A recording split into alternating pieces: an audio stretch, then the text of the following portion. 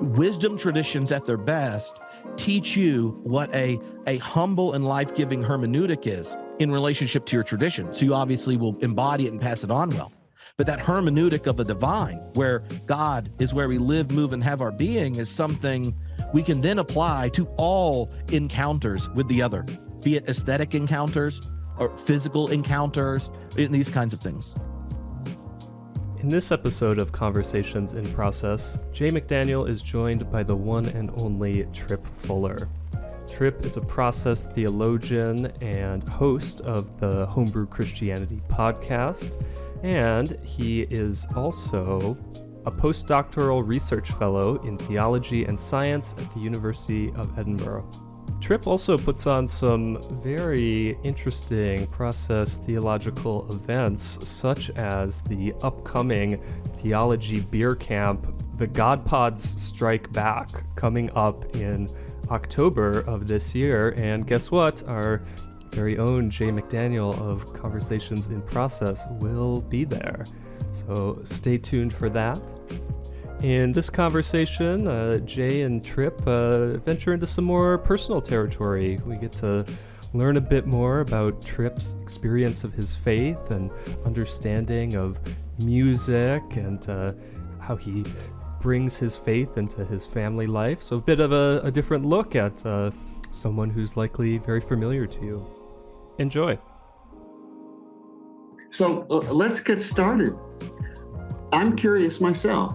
How did you get so interested in theology, and what were the formative influences on you early on, both religious and ostensibly non-religious? Music, the natural world, family, life experiences, that kind of thing. Can you get us started in that way? Yeah. You know, I grew up in rural North Carolina most of my childhood until basically middle school. And I was a Baptist preacher's kid. And I usually tell people that meant the religious diversity I was around was the kind of Baptist you were in North Carolina. So, you know, we had the giant spectrum of free will, missionary Baptists, Southern Baptists, like, you know, that it was the variations. And it was also like I remember in elementary school when we had our first African-American student at the elementary school and the first Jewish one, and how just having them as friends occasioned questions, because my family are avid readers and things. The good question in the home turned into, well, why don't you look at this or read this, and then we'll talk about it. And so the intellectual side was always encouraged. My parents had a giant library and valued education. We were the edgy Baptist in that world, you know, like women were allowed to do things at church, that kind of stuff. Like when my dad performed an interracial marriage, the Klan burned a cross on the church lawn. Like, so I always try to give those things, as most people that know me just know me after I was on the internet and you could find things. And they're like, well, he's kind of wild and crazy if you grew up in that space. But I'm like, no. That's what my neighbors were, tobacco fields and a church. But because the intellectual thing was something important to my parents, good questions got books. And then they said, then we'll talk to you about it. So the first big one religiously was fourth grade. It was Holy Week. And for those that aren't Christian, like the last week of Jesus' life leading up to Easter. And I read all four Gospels accounts of Holy Week, and like a Baptist, made a chart about Bible, but not for foreign policy reasons, Jay. It was for like outlining what's going on. I noticed, well, Jesus says completely different things on the cross, right? In Mark, Jesus says, my God, why have you forsaken me? And it's out. And then you get an empty tomb and an experience of women, and they said they were scared and didn't tell anyone. But you compare that to the Gospel of John, when Jesus comes to get arrested, he's not sweating bullets. They're like, where's Jesus? And he jumps up and says, I am, you know, echoing the name of God in the Hebrew scriptures, and they all fall down, and he's in charge, right? And he gets done, and he goes, well, I think I'm done now. It is finished.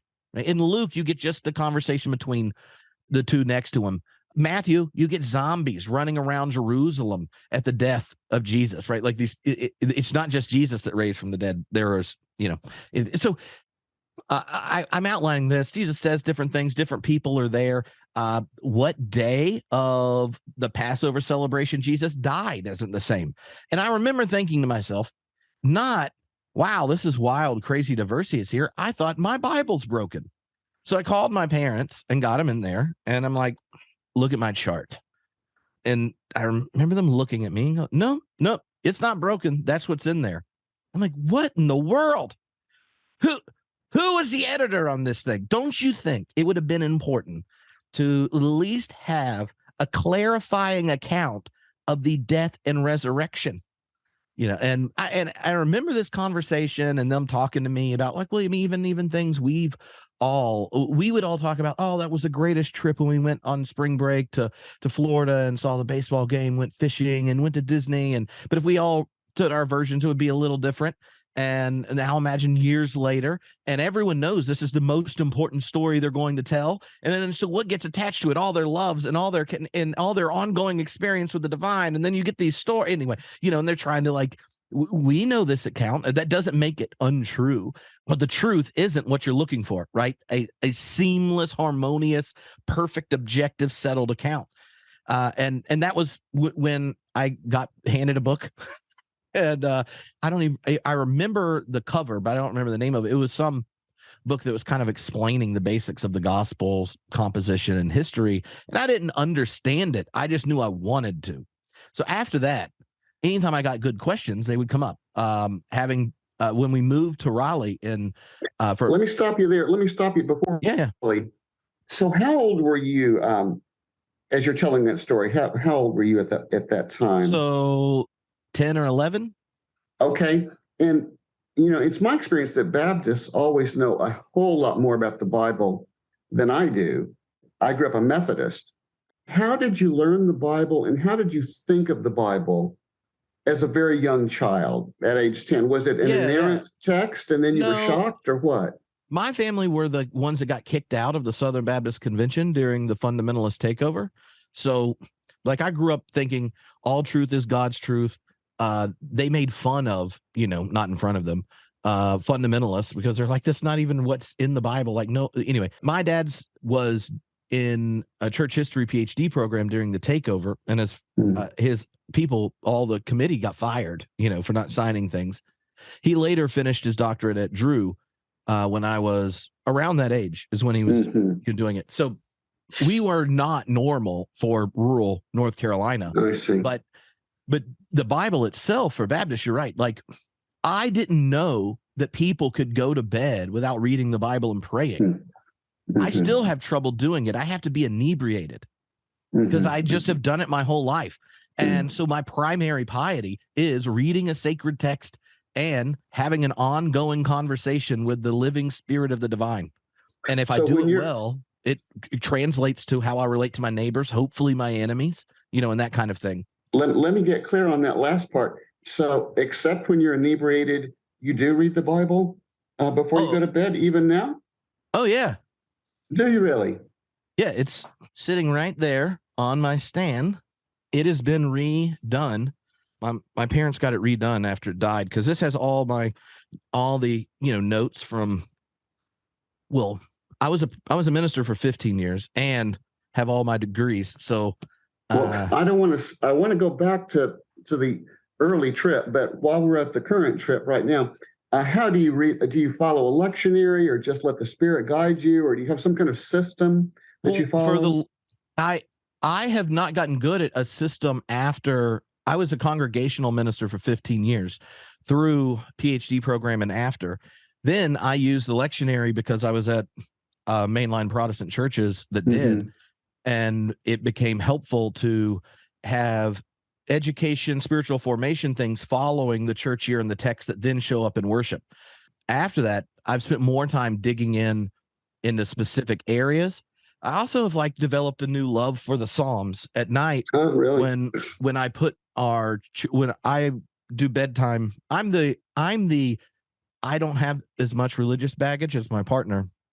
So she's like, I hope you hand off the faith in the joyful way you have it, because God and I aren't always on talking terms. So I'm the normal one for doing the facilitating piety at night. So now it started in lockdown. I got this beautiful translation of the Psalms for Children that Spark House, so it's ELCA, the liberal Lutherans did, and they have probably 60 or so of the Psalms translated in a vocabulary that the children can recognize the words they use for their emotions in it, but also it has all the biblical imagery still. And at night, our 5-year-old and 9-year-old, but I started doing this 3 years ago, they were younger, they would pick the psalm and their art for each one, like very kid art, but which is the one that captures how you're feeling today, and then let's use the words of sacred text to help us narrate our experience of life in the divine story. And these have been handed down before Jesus was around, and these kind of things. Like these are our texts. And so it started doing that with them because of all these feelings they had in lockdown. And we didn't have like the very kind of spiritual technologies to facilitate the invisible reality becoming palpable are really undercut in lockdown. They don't get a giant group of friends where they are affirmed and of their status as the beloved of God, and then encouraged to think through what that means in their level. All the things that churches do beautifully at their best days weren't there. And so it was me. Now I did that, and my wife did that. We're both ordained for years. So trying to figure it out, but the Psalms there became something for them to talk about. Like, I can't sleep, God, what do I do? Right. And those passages where Israel goes, here's my experience. I don't know you. I can't see you. Where are you? Do you listen to me? And then what happens in the Psalms? When I can't hear you, I think of all that you have given me. And it names all of creation and the beautiful things. And then it names the ways God has showed up faithful in the past. And then says, that is who you are, and I trust you hear me. Boom. Or you are the great night light. You are the big, your hand is my big pillow. Like these beautiful little things that then take what was it that Israel had permission to do because they trusted the reality of God, voice all of their experience, and then remind each other that who we are the people that tell these stories. Right, where there was the image of creation, right, like the bird hovering over the water, or the artisan crafting with, all those are in the Psalms. Those kind of images and stuff there with them became ways they got to voice and share their life in lockdown before God with me, and that sent me back to reading them again. Tripp, what do you do with the Psalms that seem to valorize anger, resentment, retribution with your kids? Well, I would say the 40% of the Psalms that get in the kids one are not like I'd like to bust that kid's head up, rock them with not drop them in the stones and that kind of thing. But when you don't think that a sacred text is a settled, final, perfect articulation of the perfect life and the account of God, then the fact that we treasure and then say, you will live a more human life if you give yourself permission to say these things and speak these things, that the divine doesn't flinch at our brutal honesty or our anger and all that kind of stuff. It's, to me, part of returning to the text of the Psalms is recognizing how so much of our religious space and institutions want us to mute and cut out sections of real human experience. And those sections weren't cut out or muted in Scripture. So sometimes I have an ally in the psalmist who is as judgmental towards your bigoted, backwards neighbor as I am, and they know by the end of the psalm that God still loves them dearly. Or take like the story of Jonah, right? Like the most successful prophet is the one that's pissed he was that successful. All right. Hey, anyway. Okay. Well, let's go back to that early trip, but quickly move forward. A question about your early years.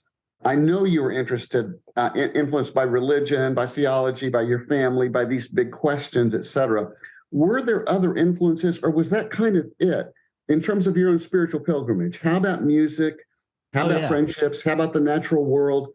Well, the friendship thing, like I just mentioning, like I remember Greta and Elvis. Those were the first African American student and the Jewish student in this small rural elementary school.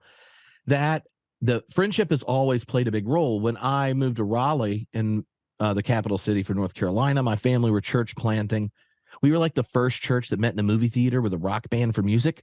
And I went to art magnet school. So, you audition for an art, you get in. And so from 6th grade through 12th, I did theater for basically after lunch every day through the rest of the school day was theater. So despite being in the South, being a straight, white Protestant was not normative for my biggest friends.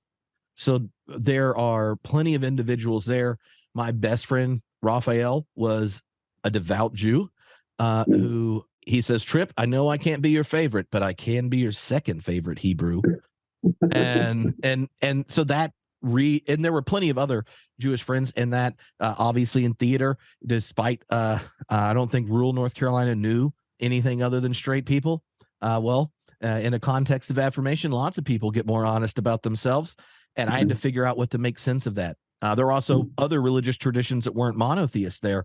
One of my best friends on the bus was Hindu, and that made absolutely no sense to me at first. And I had all the ideas that like Southern religion tells you, well, they're polytheist, right? And then, now I saw him not too long ago because we moved back to North Carolina, and I was like, oh, no. I actually I think I have like deep metaphysical ties with you, and I'm sitting there explaining lives like, you got to understand Whitehead. Listen to this. He's like, yeah, that's how we do things. I was like, have you heard about dual aspect monism? And he's like, yeah, I didn't know that's what it's called, but that's how we see the world. Okay. So in addition to the friendships, music was as well. I was in musical theater and stuff, and in all that goes into theater department was extremely important. Really? You get at home in your body, in your voice, in working with communities. Like every day for the 3 hours that we do theater, you begin laying on the floor, basically doing contemplative practice. You get over all sorts of stuff. Where you can and can't do and how you have to trust other people.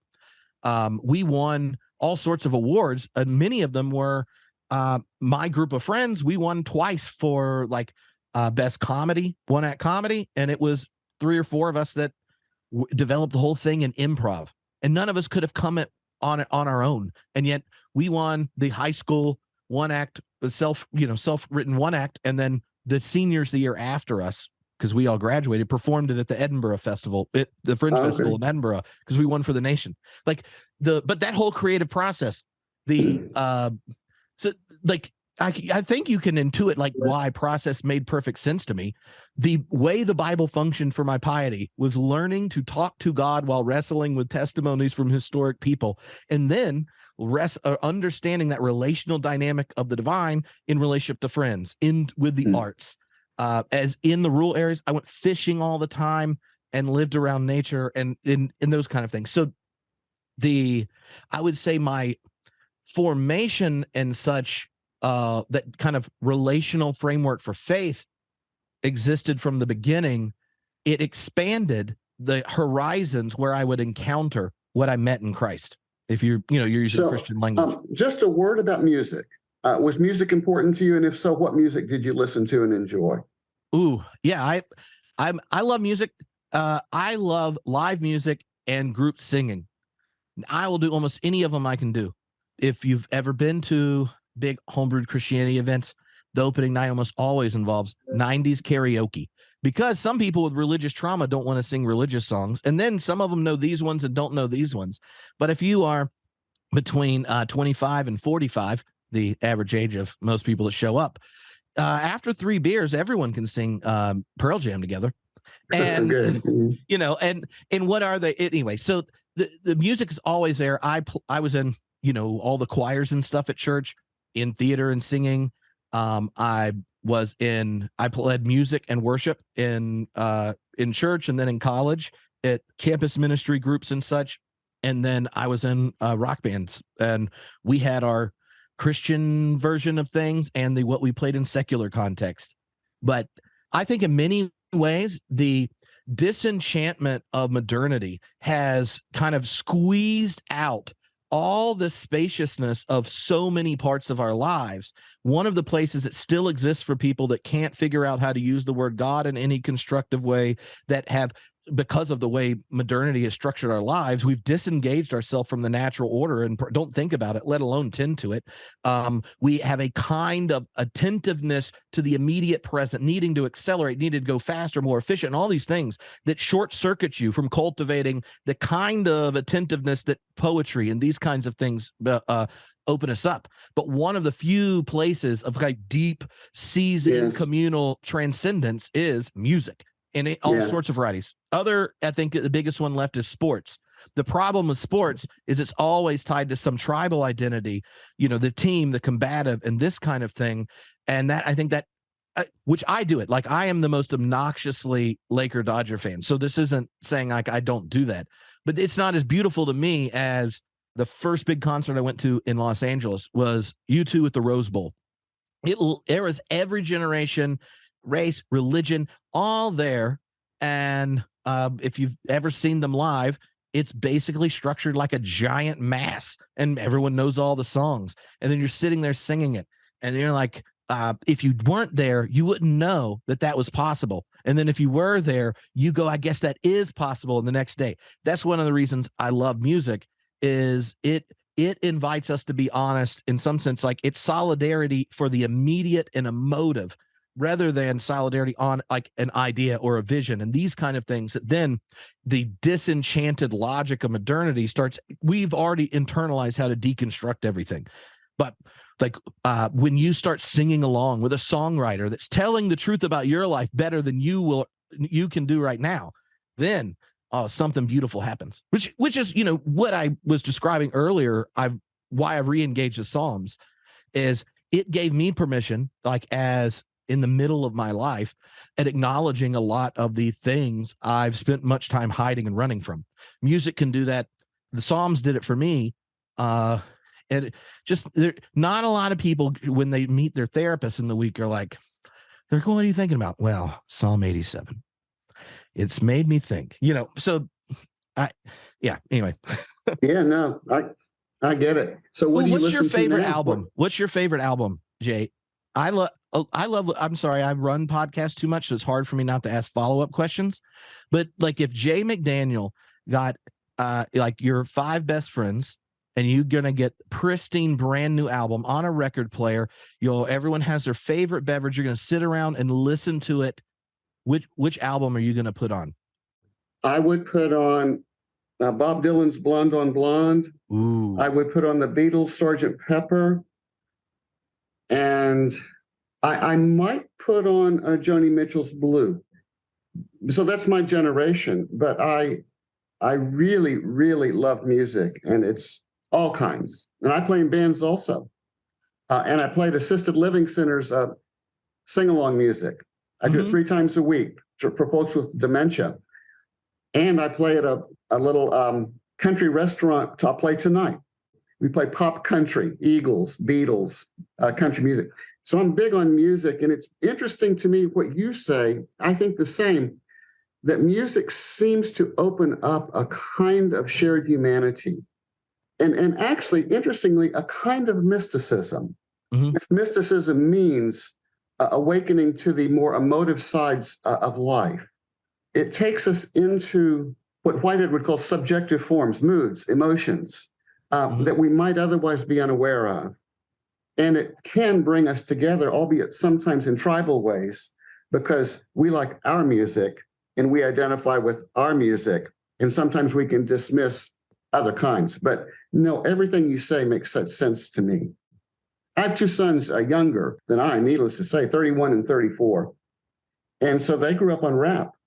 Mm-hmm. And they got me interested in rap and hip hop. So you name it, I'm for it. But those are the 3 albums I'd probably take with me to a desert island.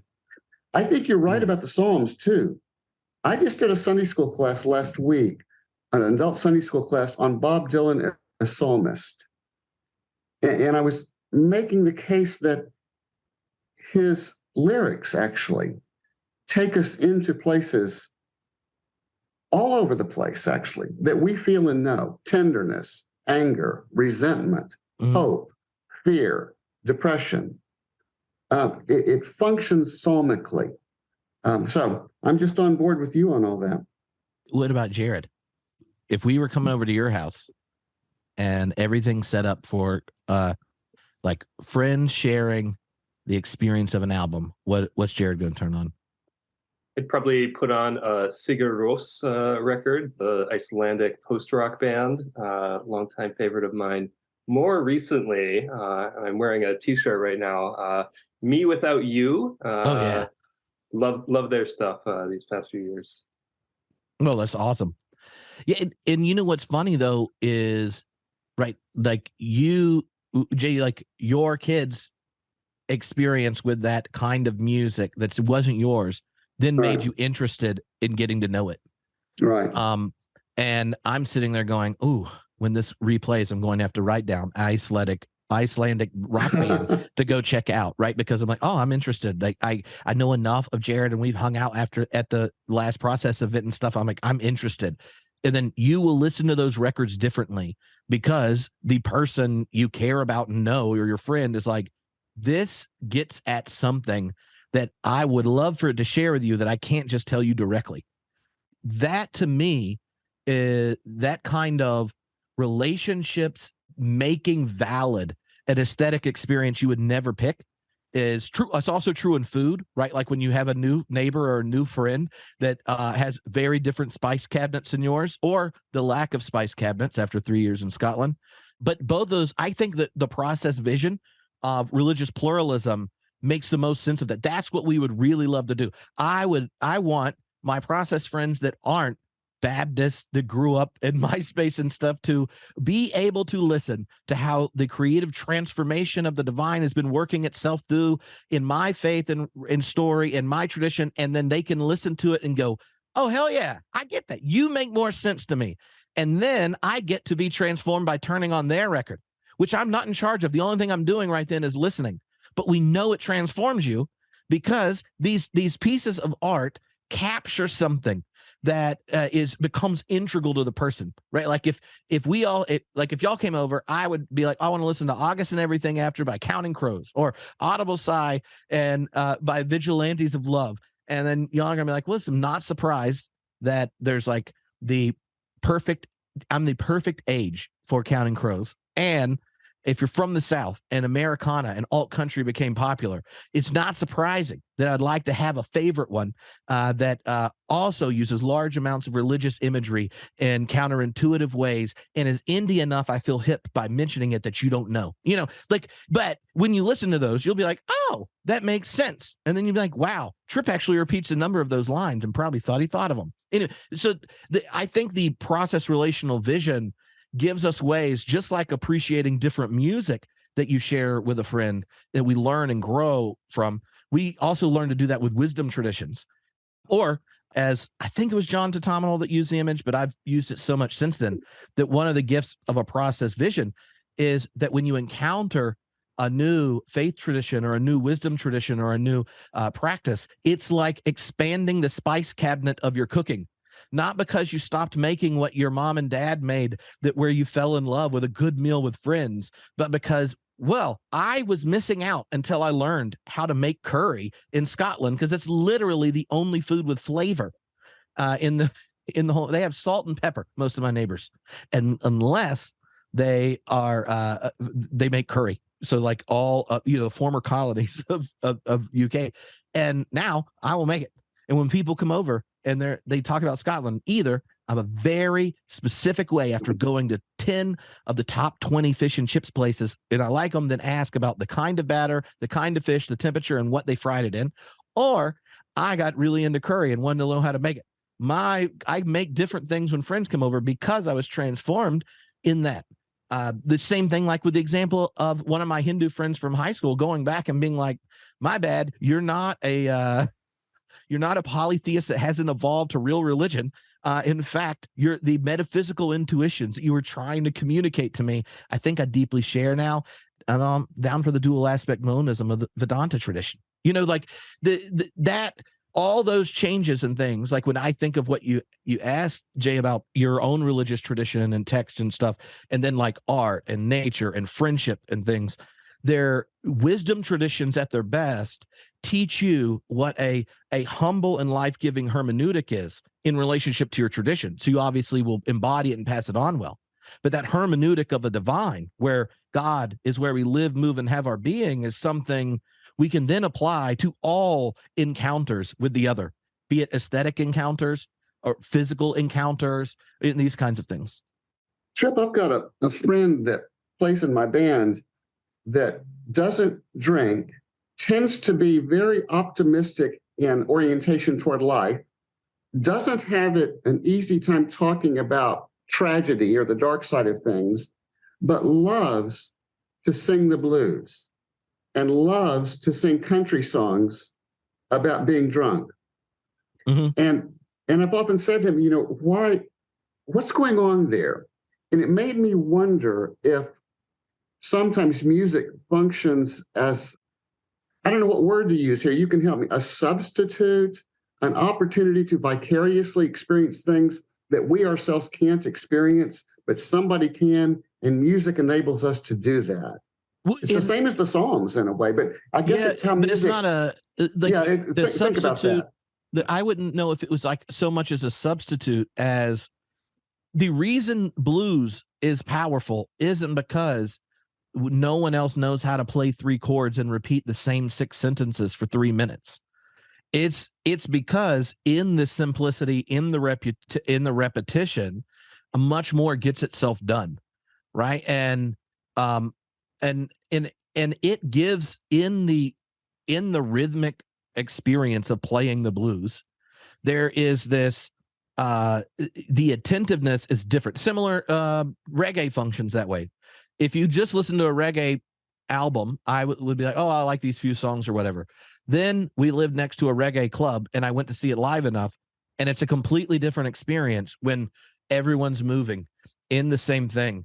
And then all of a sudden, for some reason, they're singing what you, as a religion scholar, think is a really weird way of interpreting passages of the prophets to associate with a figure in Ethiopia, but it's also connected to Black liberationist traditions. And like, you're sitting there, if you were just doing the surface, you'd be like, I don't know. But all of a sudden, like, you realize that they're telling their story deeply also helps you understand places within you where you have internalized the logic of oppression from different cultural, social, institutional masters, and you want liberation and want to seize it. And then you're all in this space, and then we all have different domination systems that we've internalized to repress or squish things out, but that music makes a space for it. In the same way, I think blues makes a space for you acknowledging the deep struggle and pain that's there. There's that a line in James Cone's big book on looking through the spirituals, through blues and jazz and such, and he said that it was the gift of Black music to America was reintroducing the tragedy of life in the context of hope. Right. So because it is all, you're telling the truth when everyone else is nodding, saying, I know what you mean. But you don't know what the blues writer means, not because your baby snuck out the back door to meet another man. But we all know when you feel betrayed, and that deep experience of what I thought was my safe space has been struck. You like these kind of like, we know that guttural feeling, and then that's the solidarity point. But we don't have words to say the truth about it to most people in our relationships. And when you mentioned the Psalms there, I think the similar thing is true about liturgy. One of the UCC churches I worked at in Los Angeles was the kind that was so progressive they're uncomfortable with the notion of sin. So they changed the confession of sin, and I put it back. And you know what happens? Few people are uncomfortable and they want to have a theological conversation, which it only takes a few months for me being the minister for people to decide whether or not they really want to go have the theological conversation with me. But the funniest part was someone come up and say, oh, Tripp, I have to admit, I didn't like the idea of the confession. but I really, really like it. I had multiple people saying this, and eventually I was interested. Why? So why? What do you like about having it back? I don't think I've heard my husband apologize in years. Is it because if you ask the husband that he thinks he's perfect? No. But what has his mouth not learned how to do? Name it. And how do you learn how to name it in a congregation? Because what happens at the beginning? Someone whose goal is serving the church on God's behalf names the presence of God, thanks God for God's presence, affirms the reality of divine love that was with you as you entered this space and will be with you when you go. And in that context, we get to say this: forgive me, for I have sinned, and name it, from the individual to the systemic. And at the end of it, someone quoting Jesus gets to say your sins are forgiven. Now, whatever you think about it theologically, it was interesting to me because these people were not ones that were interested in the theology. But what happened was the form, be it blues music or a confession, gives you practice at letting you externalize things you don't know how to. And what did the partner hear the other partner doing? Being honest, saying what they knew the other one thought, but they didn't have a context or the language or the ability or a context of grace and affirmation to do it. And so let me hear you reflect on another kind of music, and let me set the stage for it. I'm going to call it, for lack of a better word, psychedelic music, or shamanic music. That is music that stretches the imagination and takes you into actually a plurality of realms with which you had been unfamiliar. And so early on, I think Dylan's lyrics functioned that way for a good many people. They were so associationist. You didn't understand them. The beauty was you didn't understand them. You could live with them, but you couldn't get a single message or a point. They weren't protest music. They were shamanic music. Yeah. What do you think is the role of, I'll call it the polytheistic imagination? That would be another way to put it. It's the imagination that moves beyond preoccupations with unity into an acceptance of plurality as such, without needing to pin it down into a point, including a theological point. What do you think the role of that kind of music is in society today, but also how would you understand that in process terms? Oh, okay. So here's what comes to mind. You tell me if this is helpful, and we'll see how much Jared has to edit. So those kinds of art pieces, I think their power is the revelation that we have all been subject to the logic of the one, be it in any way, or a kind of concreteness that cuts us off from the fullness of life. If we're thinking in process vocabulary, the place that I first connected these dots and then thought, how do I do those things in a worship context more often, was in Paul Tillich. Now, I was in high school the first time. I asked some question and my dad handed me Paul Tillich sermon books, and then I went through them all and was like, what's next? He's like, well, here's Dynamics of Faith, or, and was kind of going through when my wife and I met at 18, and the first Christmas she got me first editions of all 3 volumes of it, systematic in the tricolored fold. And I'm like, whoa, what's up, baby? And one of the big things in Paul Tillich's ongoing reflection about idolatry, when he thinks about it philosophically, is he says that God or the unconditioned is like the source of all things, and it can claim any contingent reality can become a symbol or an event or a breakthrough or an encounter with the divine. Now, one of the problems with theology is that it is always a second order discourse, reflection on the dynamic relationship of symbols for the life of a community. Symbols can come and go and die and such, and all this kind of thing. But if you take the notion that a lot of things, because they're trusted, because there's wisdom in it, there's a set, and or you think of even in set theory, like there's a bunch of contingent particulars that are bound up, and then once the brackets go around it, it now acts like it's just one variable, when it's really right. Like if we know the history of Christianity, you tell me what the narrative is Well, I know if you were in Alexandria in the early church, the problem is that you don't lack orienting yourself pedagogically towards the ultimate. But if you went down to Antioch, they're going to frame it differently. And Tertullian's going to complain about both of those options until he meets a female with the Holy Ghost. And then we don't know what he thinks because it was so heretical, no one kept any of it, right? But all of those visions would take the narrative of Israel and life of the church and their philosophical ideas, and they call it the truth or the one, the logic or the gospel or whatever. Now on a street corner, we have 50 versions of those, right? And so the liberating part, I think, of those psychedelic types of experiences, or the breakthrough or the event of revelation outside the one, is that once you reveal something outside the set, it does two things. One, it tells you there is something more than the one. But the other thing is, it says that the power of the one is not that it's singular. It's actually the dynamic relationship of all these particulars in the way it functions. So like once something outside the set, that's all these contingents that are bottled up as a singular truth, when that becomes an event of the divine, then the contingency and particularity of everything in the one is revealed. If it is idolatrous, it resists that recognition and wants to erase, silence, kill, call heretical, anything that reveals the contingency of the big story that is being shared. But if those that are in that tradition don't recognize it, don't have a kind of authoritarian understanding of it, then that revelation is an invitation of difference that can be engaged, that can be transformed.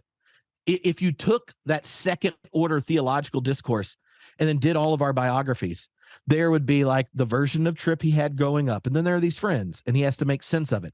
Does he either judge them, condemn them, hide from them, or whatever, or does his account of reality have to start including this? And how do you include it?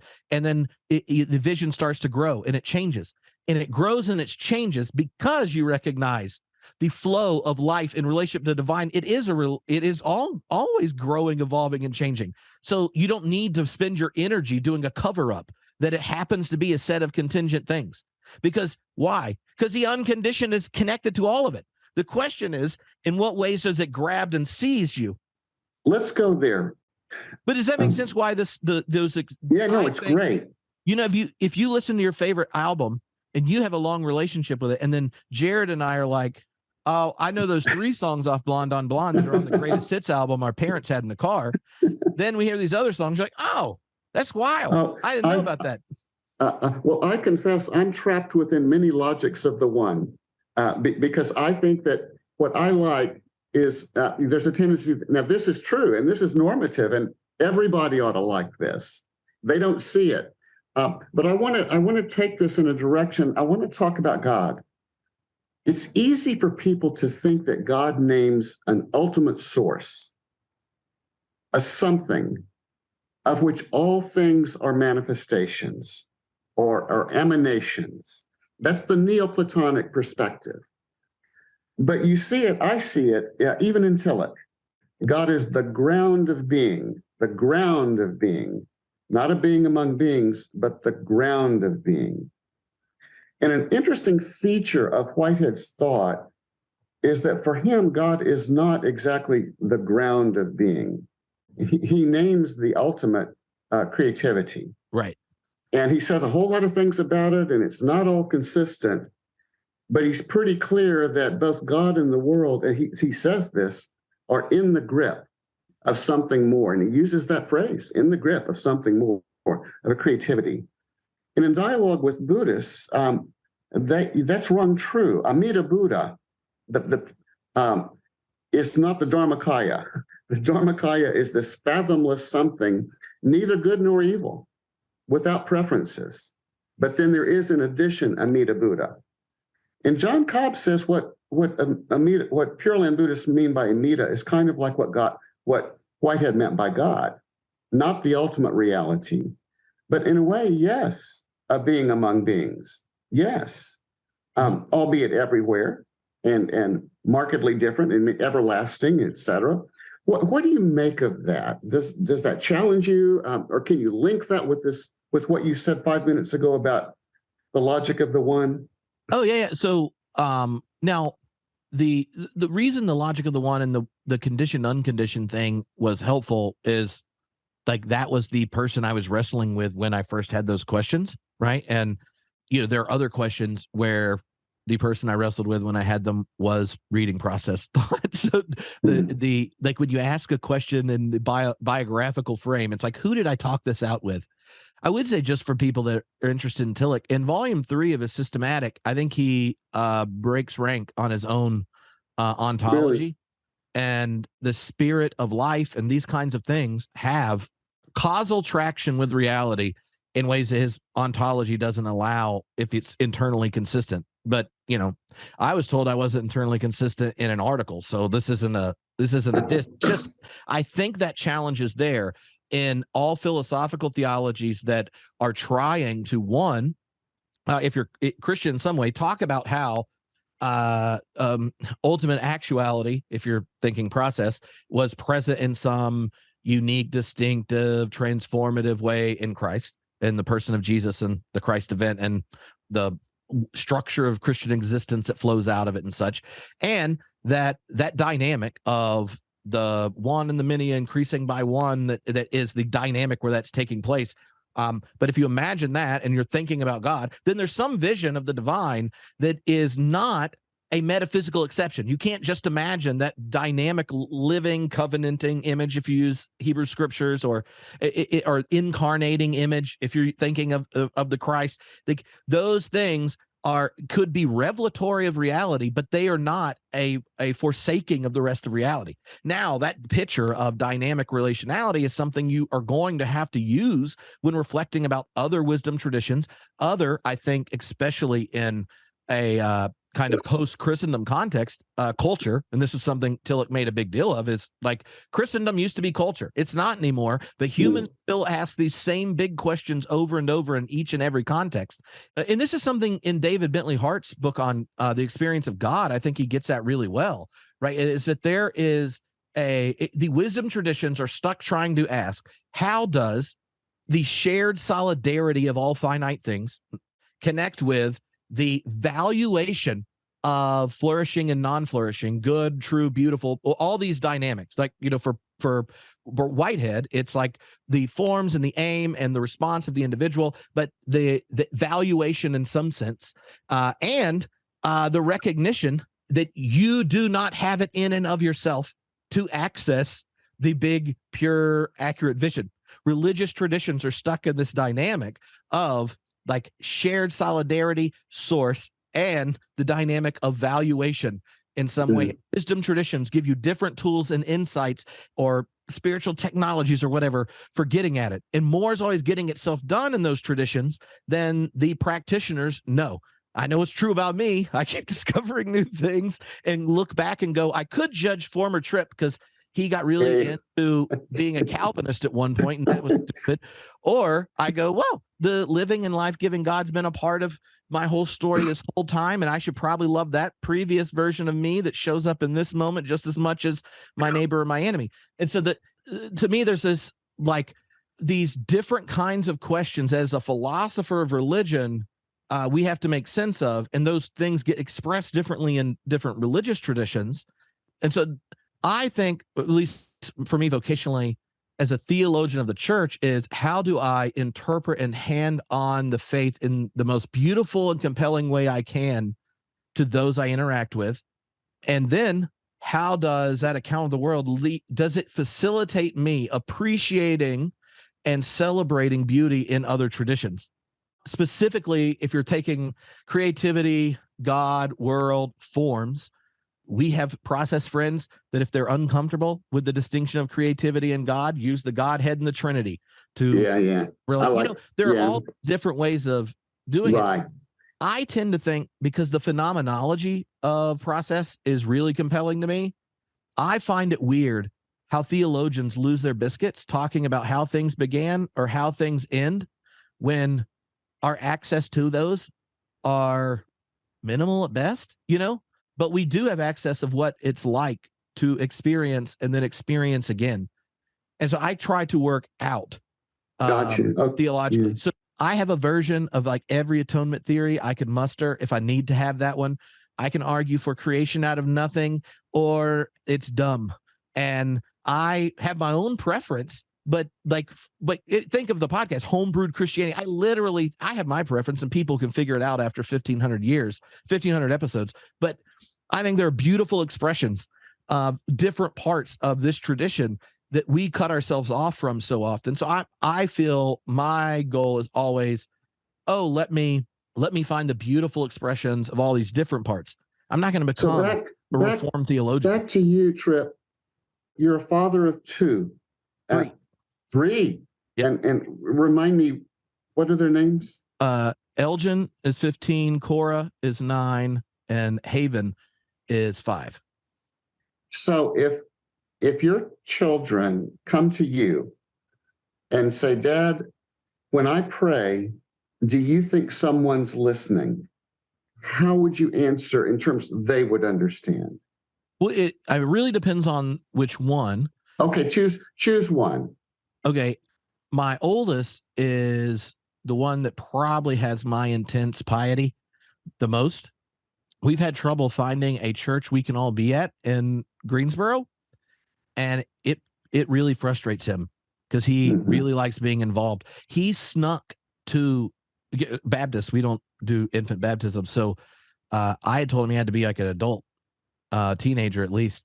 And when he was 11, he snuck to the baptism classes at the church we were going to, so he could get baptized. And I found out afterwards, and I'm like, well, yeah, that's not coercion. Because some Baptists are like, they got the age of accountability. The 7-year-old finally understands what it's like to die to their old self and rise to a new one and give allegiance to the way of Jesus in their life. And you're like, really? So he's his own thing. So no, but he asked you that question, Dad. When I pray, do you think someone's listening?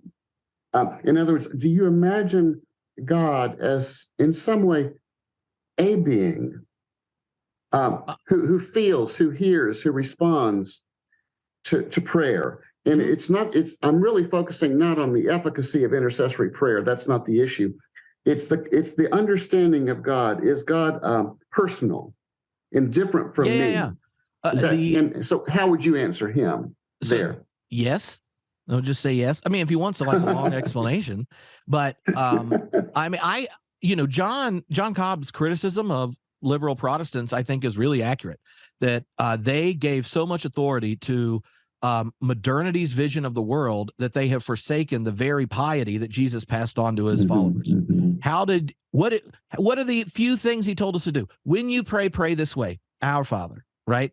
You see the emphasis of Abba intimacy running through John's work. That was why he became my favorite theologian when I was in my early 20s, because I'm just like, yeah, that's right. Why can I? Well, but are you surprised that the guy that the Methodist missionary kid who grew up in Japan understands in a process vision, the faith in a way that the Baptist preacher kid, that even when I didn't know if I believed in God, I still read the Bible and prayed every day. How do you go to bed without it? So for him, I think the structure of Christian existence involves saying something like, the source of all things knows your name, knows your face, and cares. The most true thing about you that you encounter each moment when you attune yourself to the divine is that you are the beloved of God, and that is true of you, your neighbor, creation, and your enemy. To internalize the affirmation of the divine is expressed in that same loving solidarity to the other. The life and gift of the gospel is that this God has not forsaken you even unto death. And whether your own agency leads you to Sheol, far away from the presence of God, or in rapturous bliss that very next moment, the love of God revealed in Jesus the Christ meets you. I nuanced it in just enough way you can guess how the process person sees it.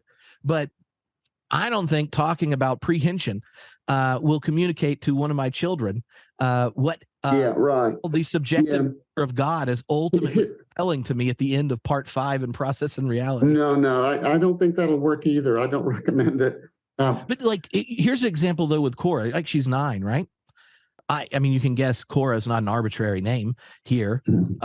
It starts in Plato's Timaeus dialogue. It is the concept, that which all things participate in and nothing particularizes, which is ultimately creativity in Whitehead.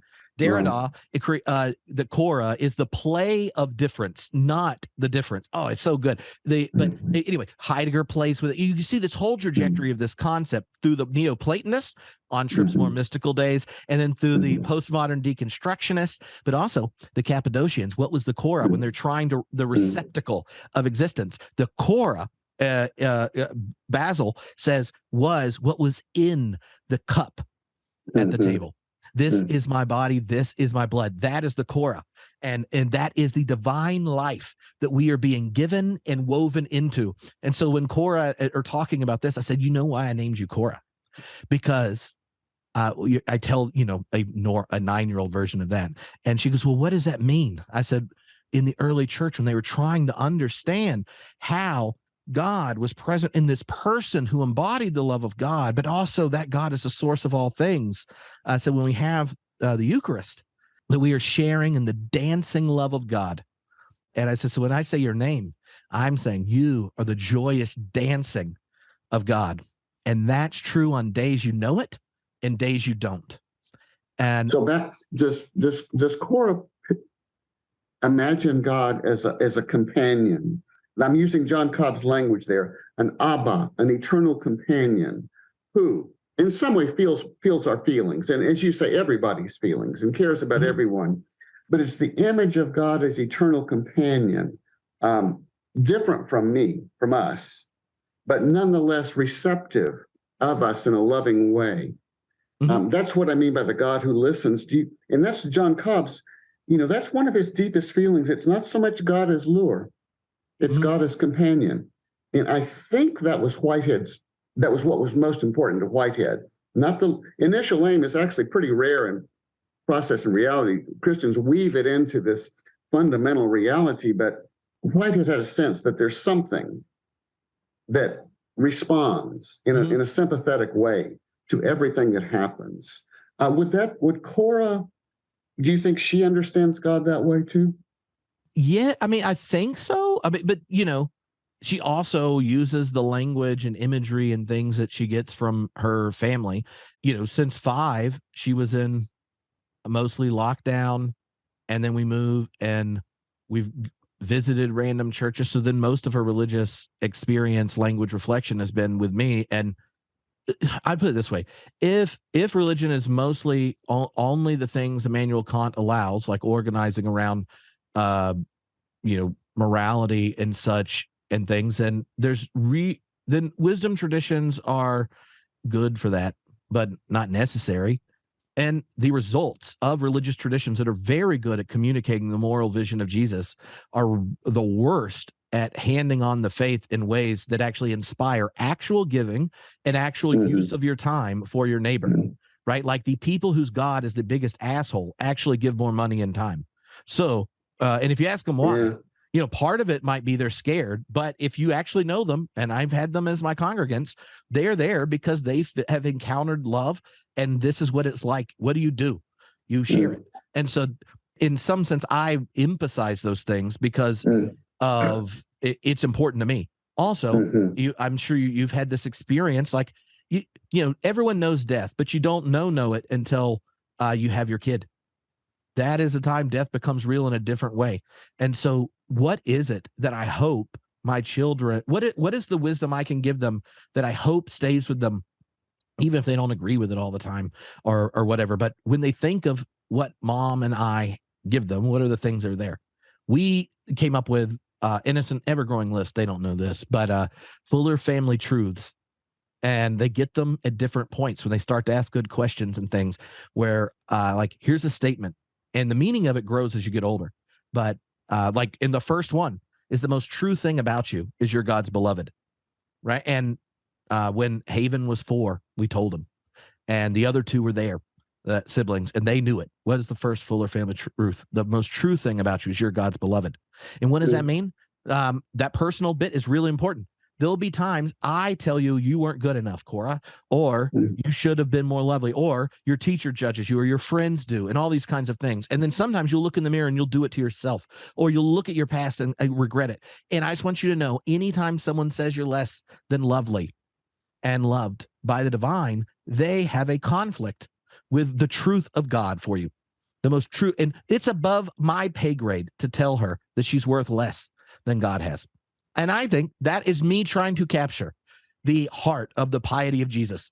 It was practiced in how he taught us to pray, and how he mocked people that were worried about what you could do on a Sabbath or if he could forgive sin. The authority of Jesus, when he occupies it in transgressive ways in this historical context, where he transgressed to say that the sinner or the hurting or the excluded were the beloved of God, and you do not use Sabbath law or morality to cut them off from that affirmation.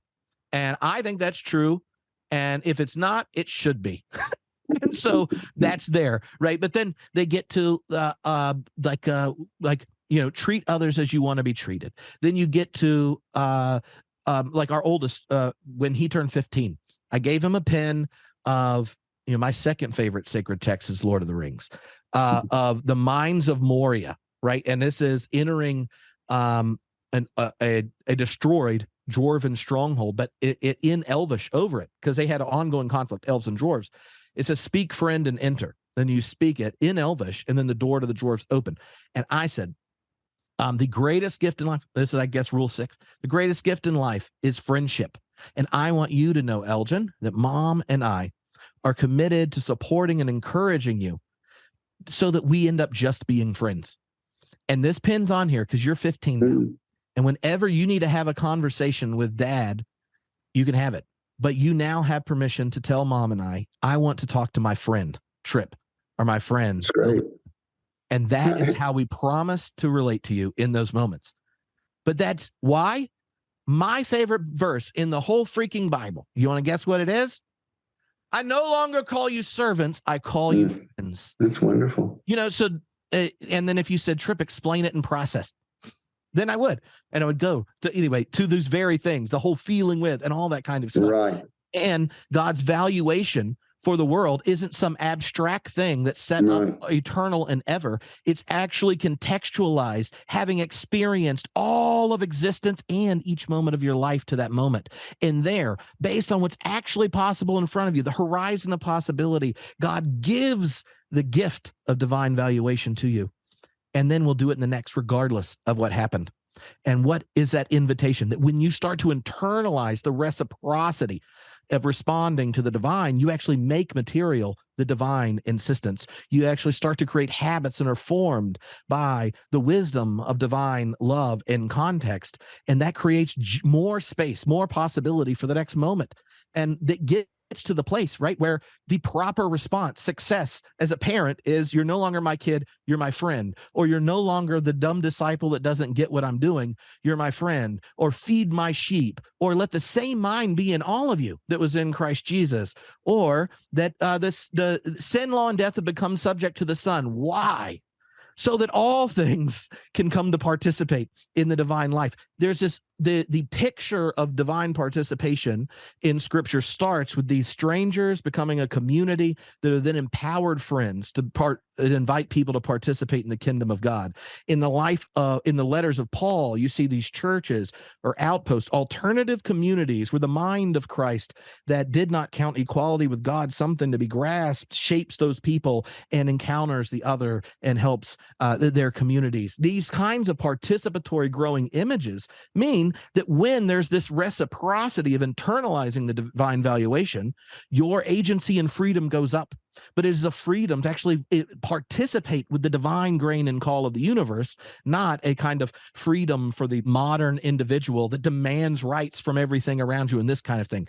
In that you can see it, the shift from servant to friend, from follower to leader, from I called you to I empowered you, right? In the synoptics, he sends out the 12. And then in Luke, he sends out the 70 to do what? The very same things Jesus came to do. He wasn't this like breakthrough into the world where it fixes everything and you can cling on as he pieces out. It was an eruption of the Spirit of God wrestling in the life of Israel all the way into Mary and Jesus and the disciples of this community, and you get to be a part of it. And when you do, what happens? you're recognized as friends of God. Why? Because what do you do with your authority and your faith? You transgress boundaries that don't recognize the belovedness of your neighbor and your enemy. You transgress the expectations of institutions and societies that say that other human beings aren't valuable. You recognize the way you're connected to people that are destroying others and our non-creaturely neighbors. Like, to me, that big movement, like him becoming my friend and all my kids hopefully doing it, is really like, what did success look like for Jesus? That the people of God participate in the mind of Christ. And so these kind of the larger process vision really has shaped how I think about succeeding in whatever, being faithful as a parent. It did so as a minister. And I don't know, officially when the metaphysical traction of my vision or the theological poetics disappear into just adiaphora and speculation upon speculation.